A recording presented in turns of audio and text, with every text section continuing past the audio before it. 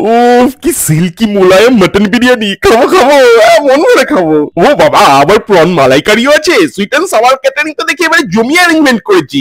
ভেটকি পাতুরি, বাসন্তী পোলাও, যুগ যুগ জিও। যাদের বিয়ে হয়েছে তাদের রিলেশন যেন দীর্ঘস্থায়ী হয়, আর প্রতি বছর যেন ওনারা এরকম পার্টি দেন, আর সেটা যেন সুইট এন্ড সাওয়ার ক্যাটারিং এ অ্যারেঞ্জমেন্ট করেন, আর আমি যেন সেখানে গিয়ে হাবলে পড়ে খেতে পারি। জায়গাটা সরজমিনে তদন্ত করে দেখে নিলাম কোথায় কি বসেছি।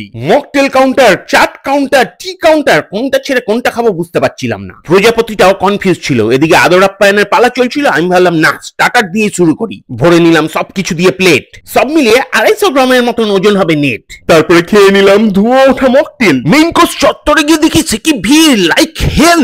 নিয়ে নিলাম প্লেট এবং সাজিয়ে গুছিয়ে মেইন কোর্স করে নিলাম সেট। কিন্তু মাথায় ওই একটা জিনিসই ঘটছিল, কোনোভাবে যেন বিরিয়ানিটা না মিস হয়ে যায়। কিন্তু ওই মেইন কোর্সের প্লেট শেষ করতে করতে কখন যে ডেজার্টে চলে গেছি খেয়াল পড়েনি। ডেজার্ট খেতে খেতে মনে পড়লো আমার তো বিরিয়ানিটাই মিস হয়ে গেল।